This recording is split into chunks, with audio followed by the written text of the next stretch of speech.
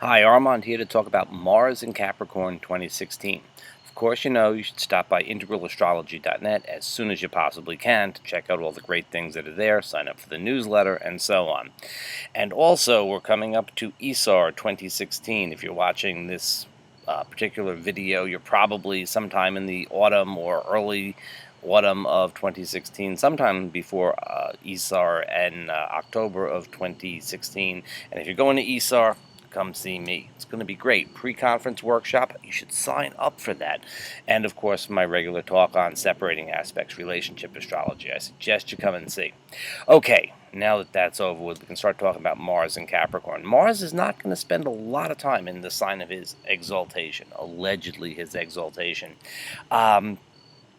In 2016. He gets in on 27 September and he's out by 7 of November. That's not a lot of time to be spending in the sign of his exaltation. But he spent virtually all of 2016 shuttling between playing defense in Scorpio and leading crusades in Sagittarius. In Scorpio, Mars is very defensive and protective, sort of keeping things on a safety and security level. In Sagittarius, it's all about the belief systems. It's all about what comes out at the level of what we believe. Political polemics and things like that are reaching a peak. In fact, Mars is in the last degree of Sagittarius at 29 degrees on Pluto's station. See, Mars enters Capricorn just a day after Pluto's station in Capricorn. Now, this is liable to be a time when we see how Mars is going to be acting in Capricorn very vividly. Certainly, Mars in Sagittarius, at the last degree of Sagittarius, really sparks up the energy of polarized belief systems, and that no doubt with the Pluto station and the Leo moon no doubt shows up on the presidential debate in the United States. But more than that, Mars enters Capricorn on the 27th just as Pluto is essentially just still standing where he is, and it's a very intense time. It's a very heavy time of a lot of energies that are really sort of reaching kind of intensity and peak but not quite released.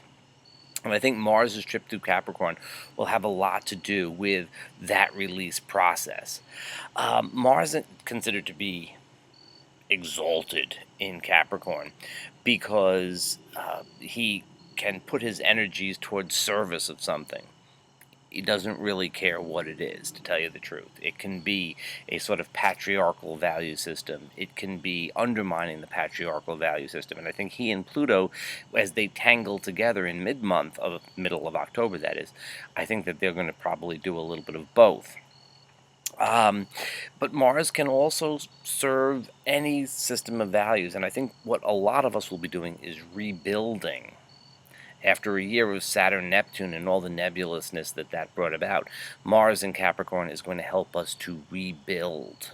And I think that is the way we should think about this time. As short as it is, it's a time of rebuilding. It's a time of putting back our sense of structure in our lives. It's, as I called it in my CIA Cosmic Intelligence Agency, that is POST, it is the cosmic construction company.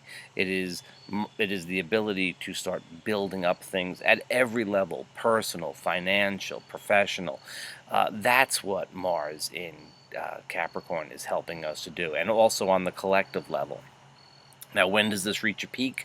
Right around mid-October, right around ESAR 2016, as a matter of fact. From the 13th to the 19th, Mars is going to be quite busy. He is going to be aspecting Mercury and Jupiter. On the 9th, he squares Jupiter. He goes on to hit Mercury and then meet with Pluto, all by the 19th of October. This is all happening in a relatively short period of time. And I think the second week of October is liable to be really packed with energy. Now, that energy may include a sort of explosive tendency, but it's also very implosive. It's also very centered. It's also very focused. This is a great time if you have drive, if there's things that you want to get done, if you really feel like you know what you want to do. This is the time to go out and do it. No questions asked. You may have resistance, but it's a time to barrel through it. On the other hand, free-floating energy could really be quite a problem at this time. If you don't know what you're going to do and you think, I got to go do something, well, that's when we get into trouble.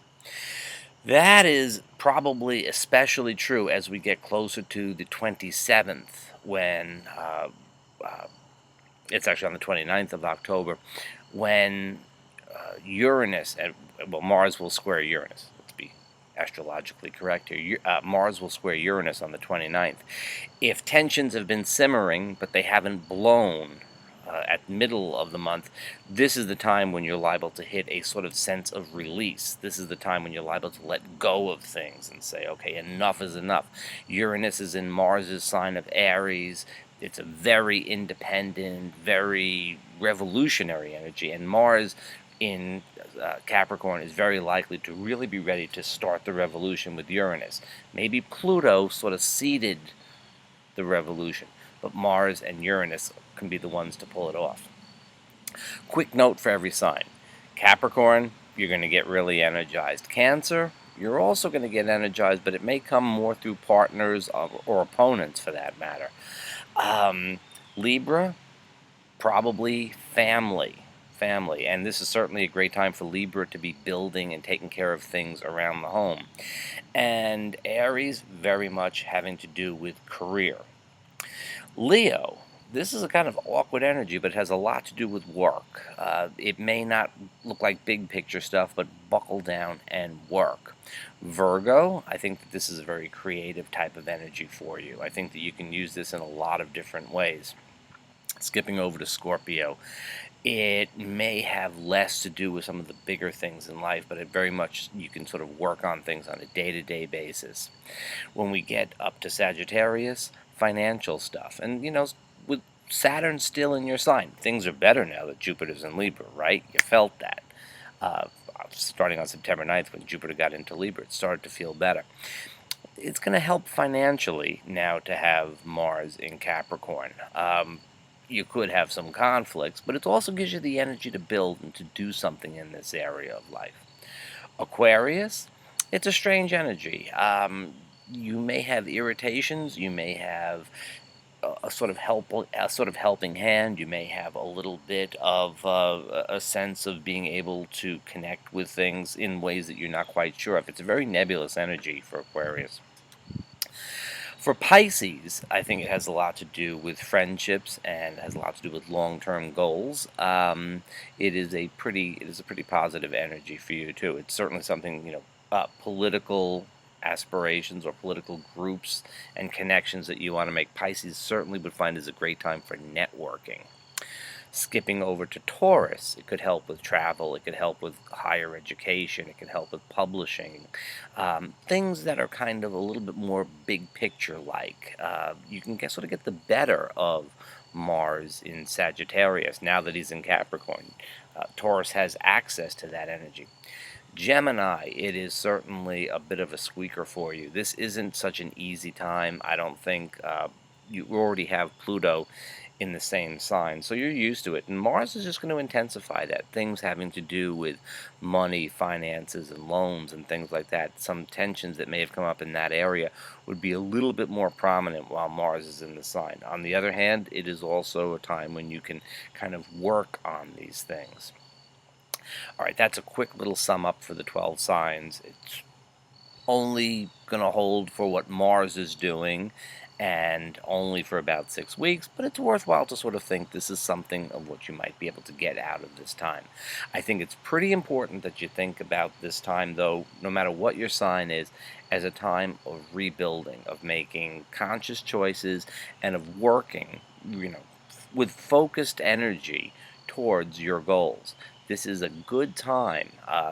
It's very different in a lot of ways from even the previous month or two. There's a very different feel to it, and a very different feel from what we had for most of 2016. And don't let the mindset that things are a certain way stop you from realizing that things have changed.